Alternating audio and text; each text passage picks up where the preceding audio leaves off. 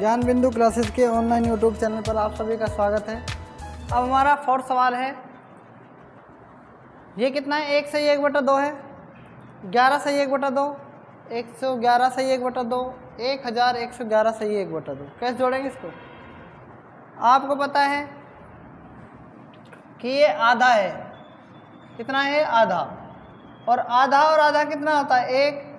1 और आधा कितना? 1.5 और आधा कितना?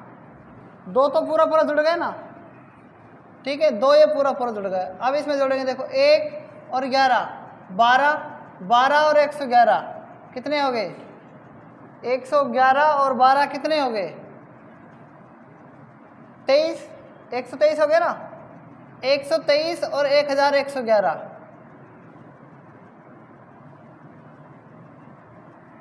अब देखो इसमें आप जोड़ो, सबसे पहले इसमें 1100, कितना? 1100, ठीक है। 1100 और 100 कितने हो गए? 1200। और 23 और 2 25, 25 और 11 कितने हो गए? 36। बताओ कितने हो गए? 1236। समझ में आ गया नहीं आएगा मैंने कैसे जोड़ा इसको? आधा और आधा 1, 1.5 और आधा 2, ठीक है, 2 तो पूरा पूरा जुड़ गए ना ये। अब देखो 11 इसमें है और एक ये 12 और 11 कितने हो गए? 23 ये जुड़ गए। और 100 और ये कितने हो गए? 1100। 1200 हो गए नहीं हो गए? बताओ, हो गए ना? नहीं बेटी बात समझ में? देखो 1100 और 100 तो 1200 यही हो गए ना। और इसमें कितने? 111, ठीक है, ये सॉरी 11 और 11 22 और 11 कितने हो गए? 33 और 2 35 और 1 36। आया समझ में? नहीं आया? अगर आपको ऐसे सही नहीं लगे तो आप इसको वैसे जोड़ देना इस तरीके से, 1 11 111 1111 1 2 3 4 1 2 3 1 और 1 2 और 1 1234 प्लस में आधा और आधा 1 और 1.5 और ये 2, तो अभी आप इसका आंसर कितना आएगा? 1236 ही आएगा। क्लियर है ना ये बात? अब आगे देखो 5वां सवाल। इसमें मैंने कहा था आपसे कि ये जो 2 है और ये आधा है, सारी जगह प्लस है, यहाँ पर क्या है? माइनस। अभी तो मैं इसको वैसे जोड़ के बता रहा हूँ। 2 में से आधा गया तो बचता कितना है? 2 में से आधा गया, कितना बचेगा? 1.5 बचेगा। और 1.5 किसका आधा होता है? 3 का आधा, मतलब 3/2 आएगा इसका। पर मैं इसको वैसे करके बता रहा हूँ आपको। देखो 2 दूनी 4, 2 दूनी 4 और 1 एकम 1। इस तीर में ये वाला तीर पहले लिखा जाता है, 2 दूनी 4 नीचे, और 1 एकम 1 ऊपर वाला तीर घटता है, और नीचे कितना है? 2 एकम 2। 4 में से 1 गए, कितने बचे? 3/2। एक बार में समझ लेना ध्यान से, कितना आ गया? 3/2 आ गया। लेकिन मैं क्या बता रहा हूँ कि 2 में से आधा गया, कितना बचेगा? 1.5। और 1.5 को क्या लिखते हैं? 3 का आधा, मतलब 3/2। आपको इतनी कैलकुलेशन करने की कोई ज़रूरत नहीं पड़ेगी। नहीं बेटी बात समझ में यहाँ तक? ठीक है। तो अब देखो इसमें आप यहाँ पर 2 - 1/2, तो ये पता लग गया ना कैसे आया है। फिर मैंने इसमें इसकी जगह क्या लिख दिया? ये लिख दिया 3/2। कितना लिख दिया? 3/2। फिर बटा का 2 कहाँ चल जाएगा? इसके पास, 1 के पास, ये आ गया। अब देखो फिर से जोड़ दो इसको आप, 2 तिया 6 और प्लस में 2 एकम 2, 6 और 2 8 और 3 एकम 3, 8/3 आ गया। कितना आ गया? 8/3। आप इसकी जगह 8/3 रख सकते हैं ऐसे, ठीक है। 8/3 बटा का 3 कहाँ चल जाएगा? ऊपर चला जाएगा, ठीक है। फिर से जोड़ लो आप इस तरीके से, 8 दूनी 16 और 3 एकम 3, 16 और 3 कितने? 19 और 8 एकम 8, कितना आ गया? 19/8 आ गया। इस 19/8 को इसको मिटा के क्या लिख सकते हैं? 19/8, लेकिन बटा का 8 कहाँ चल जाएगा? ऊपर चल जाएगा। तो इसका आंसर आएगा एग्जैक्ट 8/19। बताओ ये समझ में आया कि नहीं आया आपको? जल्दी से बताओ, आ गया समझ में? नहीं आया तो ये 8/19 आएगा इसका आंसर। क्लियर है ना? अब हम 6वां सवाल कर रहे हैं। ऐसी भिन्न को आप मूल भिन्न कहते हैं। क्या कहते हैं? मूल भिन्न। ये मूल भिन्न है, ये a का मान 5 होगा और b का मान 4 होगा। आप देखो इसकी जगह बस a की जगह 5 रख दो, 5 का स्क्वायर, b की जगह 4 रख दो, 4 का स्क्वायर। और ए की जगह 5 रख दो, 5 का स्क्वायर, बी की जगह 4, 4 का स्क्वायर, 5 का स्क्वायर 25, 4 का स्क्वायर 16, 5 का स्क्वायर 25 और 4 का स्क्वायर 16, 25 और 16 41, 25 में से 16 गए, कितने बचेंगे बताओ, कितने बचेंगे 9। इसका एग्जैक्ट आंसर कितना आएगा 41/9। क्लियर है। आपने इसमें कैसे किया, इस सवाल में आपने क्या किया बताओ, जल्दी से बताओ क्या किया है आपने इसमें, क्या किया है आपने इस सवाल में, इनको दोनों को मल्टीप्लाई किया है क्या? हाँ राजा, मल्टीप्लाई किया दोनों को, हैं? नहीं करना मल्टीप्लाई, इन दोनों को मल्टीप्लाई नहीं करना है, ना ही आपको इसको मल्टीप्लाई करना है। और ये 30,000 नीचे है, आपको क्या करना है, ये देखो आप यहाँ पर, ये होता है ए स्क्वायर, ए और ए स्क्वायर, ये हो गया बी स्क्वायर। और आपको पता है ए स्क्वायर बी स्क्वायर का सूत्र क्या होता है, ए प्लस बी और ए माइनस बी। तो मतलब एक बार 67,895 को आप इसमें 37,895 में जोड़ देंगे और एक बार आप इसमें से घटा देंगे। और जब भी आप इसमें से घटाएंगे तो क्या बचेगा बताओ, कितना बचेगा, बटा में 30,000 है, इसमें से जब ये घटाएंगे आप तो 30,000 बचेंगे, 30,000 से ये वाला कट जाएगा, क्या हो जाएगा, कट जाएगा। अब देखो यहाँ पर इन दोनों को जोड़ दो, आप क्या करेंगे, जोड़ेंगे। जोड़ेंगे कैसे देखो, 67,895 और ये है प्लस में 37,895, आपको जोड़ना कैसे है, इसको आप क्या करेंगे, इसमें आप प्लस का जोड़ रहे हैं पहले, ठीक है, 105, कितना जोड़ रहे हैं 105, फिर मैं 105 घटा भी रहा हूँ, चाहे आप ऐसे मत करो, लेकिन आपको क्या करना है इसमें, ये कितना है 67,000 है, कितना है ये, और ये कितना है 37,000, आप 67,000 को और 37,000 को अलग जोड़ो, ये 895 और 800 और 800 कितने हो गए, 1600 हो गए कि नहीं हो गए, और 95 और 95 कितने हो गए, 190 हो गए कि नहीं हो गए बताओ, हो गए ना। तो 67,000 और 37,000 कितने होंगे, 60 और 30 90, 7 7 14, 1,04,000 हो गए, 1,04,000, 1,05,000, 1,00,000 कितने हो गए 5,000, इकाई दहाई सैकड़ा हज़ार 10,000 लाख, 1,05,000 तो ये हो गए, ठीक है। 67 और 37 जोड़ दिया ना यहाँ तक, इसमें 600 और ये 790 कितने हो गए, 790 और जोड़ दो, कितने हो जाएंगे 1,05,000 और 790, ये आंसर है इसका एग्जैक्ट, 1,05,790, ये इसका एग्जैक्ट आंसर है। क्लियर है यहाँ तक आप सबको, ठीक है, नोट कर लो यहाँ तक।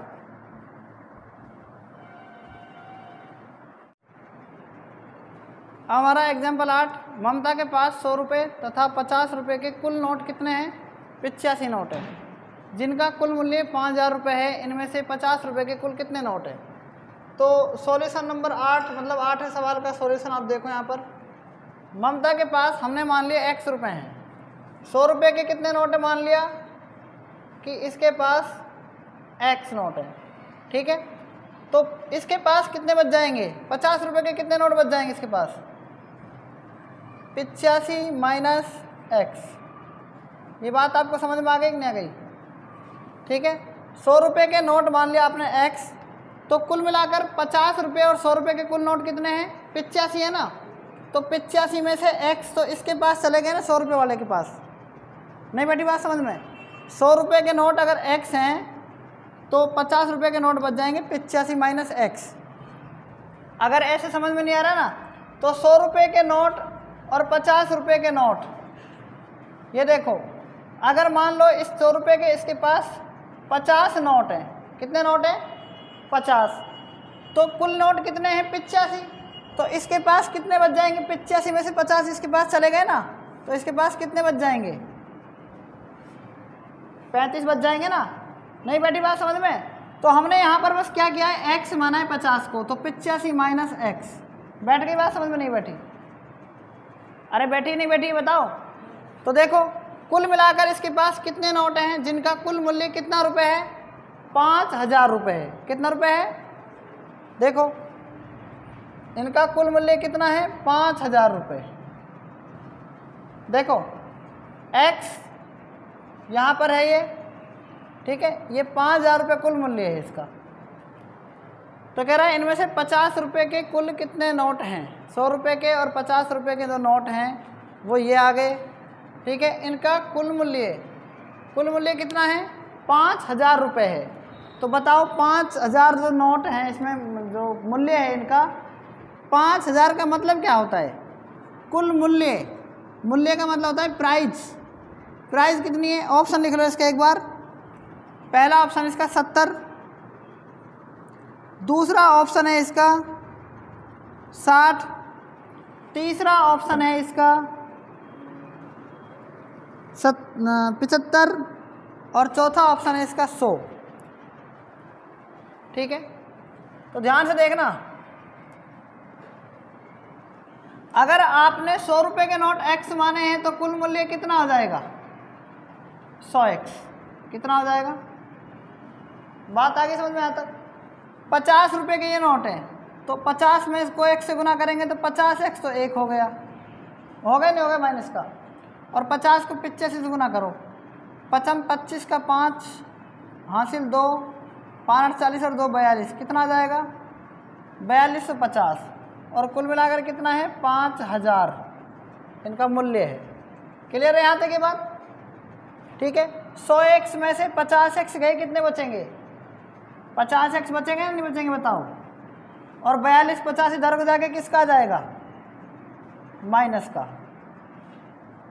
तो बचेगा कितना बताओ कितना बचेगा। x बराबर 5,000 में से 4,000 गए तो कितने बचेंगे 50। 5,000 में से 4,000 गए तो कितने बचेंगे 1,000। और 1,000 में से 250 गए तो कितने बचेंगे 750 बचेंगे, नहीं बचेंगे बताओ। 0 से 0 कट गया, 5 एकम 5 और ये कितना आ गया 55 25। x का मान आ गया 15। मतलब 100 रुपये के नोट तो कितने आ गए 15 आ गए ना। और 50 रुपये के नोट कितने बचेंगे बताओ, 70 बचेंगे कि नहीं बचेंगे, 70 बचेंगे ना। तो 100 रुपये के नोट 15 और 50 रुपये के नोट कितने हैं 70। बताओ यहाँ तक ये बात समझ में आएगी नहीं आई आपको। 50 रुपये के पूछें, 50 रुपये के कितने नोट हैं, तो कितने नोट हैं। एग्जाम्पल 9, 14 पेन तथा 17 पेंसिलों का कुल मूल्य 146 रुपये है, जबकि 17 पेन तथा 14 पेंसिलों का मूल्य 164 रुपये है। 3 पेनों का कुल मूल्य कितना होगा। देखो पेन को आपने मान लिया x और पेंसिल को मान लिया आपने y, ठीक है। तो 14 पेन है तो 14x, 17 पेंसिल है तो 17y, दोनों का कुल मूल्य 146 है।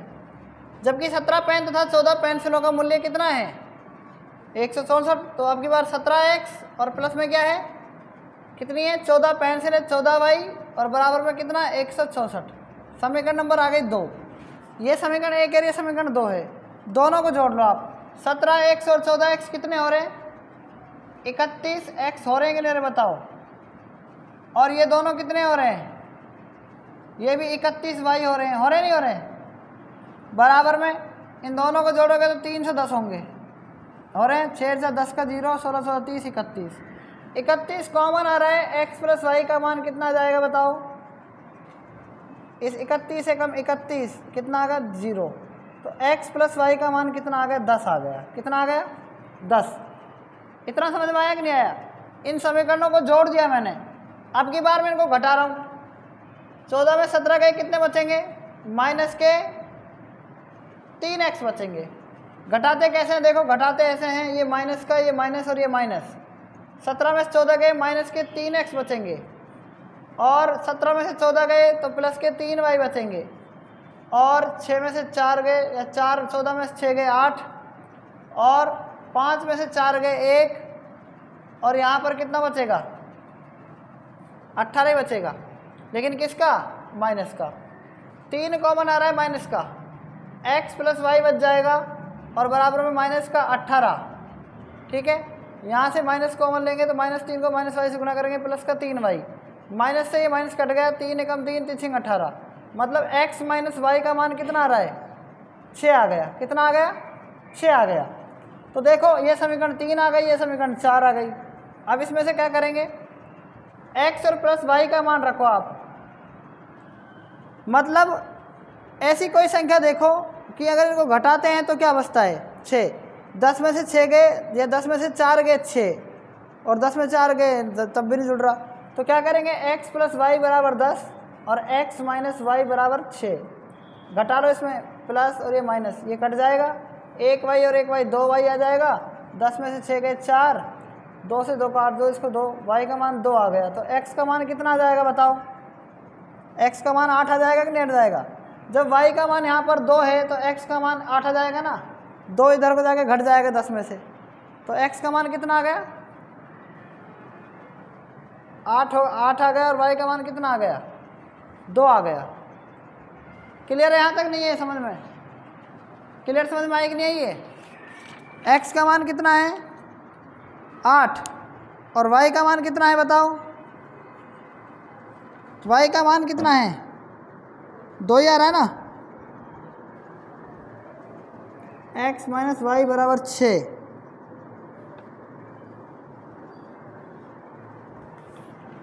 तो कितने पेनों का मूल्य पूछा इसमें, पेनों को क्या माना था आपने, x माना था ना। 3 पेनों का मूल्य, एक पेन का कितना आ गया 8 आ गया, एक पेंसिल का कितना आ गया 2 आ गया। 3 पेनों का मूल्य चाहिए तो 8 से 24 आंसर आ जाएगा इसका। क्लियर है, यहाँ तक नोट कर लो इसको।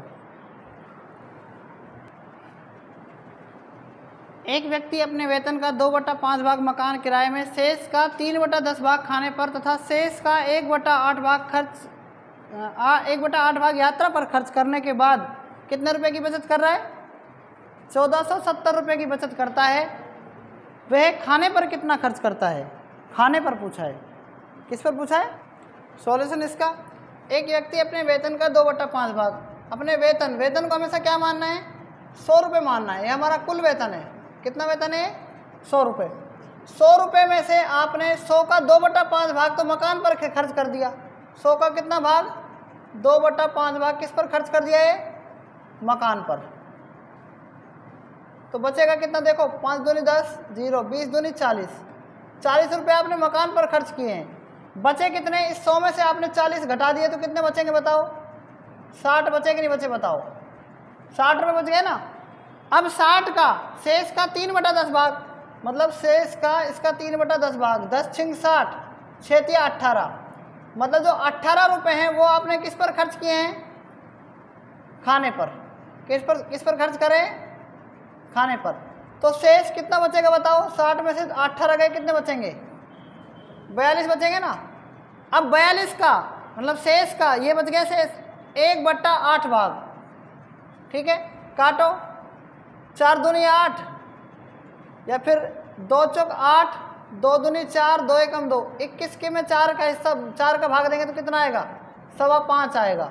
अब 5.25 इसमें से मतलब 42 में से 5.25 घटाएंगे तो कितना बचेगा 36.75 बचेगा, ये शेष आ गया।